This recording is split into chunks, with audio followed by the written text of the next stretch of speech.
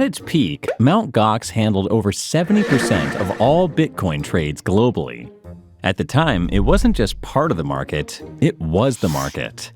Its rise and collapse didn't just erase billions in value, it forced the young crypto industry to confront hard questions about security, trust, and centralized custody. Ironically, one of the most important Bitcoin exchanges in history practically stumbled into the business by accident. Back in 2007, a programmer named Jed McCaleb bought the domain mountgox.com, short for Magic the Gathering Online Exchange. Yep, it was originally built as a marketplace for trading digital cards before being abandoned for other projects months later.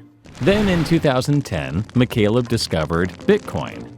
With almost no easy way to buy or sell Bitcoin at the time, he decided to repurpose the dormant website into an exchange. The idea was simple and perfectly timed. Eventually, McCaleb sold the exchange in 2011 to developer Mark Karpelès. Under new leadership, Mt. Gox grew rapidly. What started as a small trading site soon became the dominant hub for Bitcoin transactions across the globe. But as trading volume surged, cracks started forming. One of the most serious breaches happened in 2011 when attackers compromised credentials belonging to a Mt. Gox auditor. Using the compromised account, they placed massive sell orders that briefly crashed Bitcoin's price on Mt. Gox to just 1 cent. The crash created utter chaos and an opportunity for the attackers to acquire Bitcoin cheaply. Around the same time, weakness in Mt. Gox's wallet security allowed attackers to steal roughly 2,000 BTC, worth about $30,000 at the time. The incidents exposed serious weaknesses in wallet security and access controls, problems that would later prove far more widespread. But Mt. Gox stayed online, and it kept growing.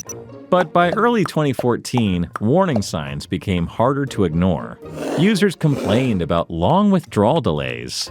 Then on February 7th, Mt. Gox suddenly halted all Bitcoin withdrawals, claiming it was due to technical issues in the Bitcoin software. But explanations remained vague, no clear timeline was provided, and public communication slowed.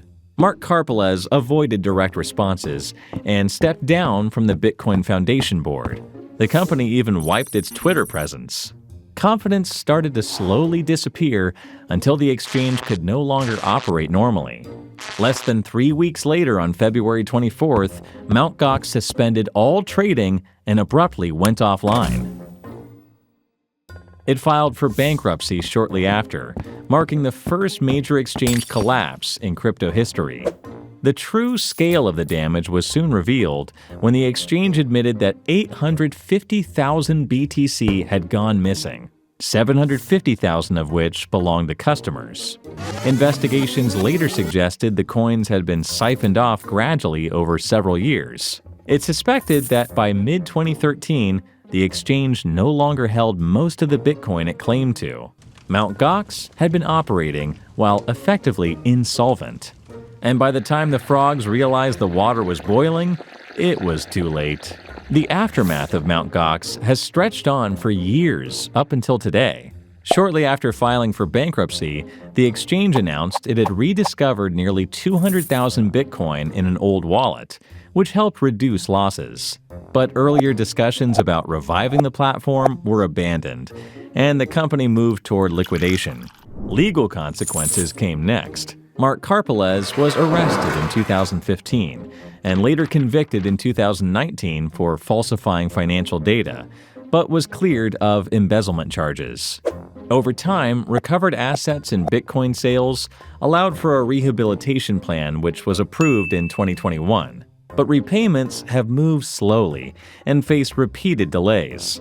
Many creditors have been waiting for more than a decade.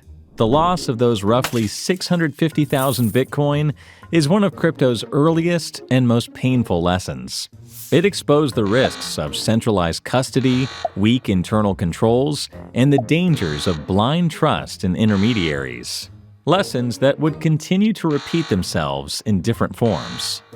Learn more about how big promises from one of crypto's largest lenders led to its collapse here.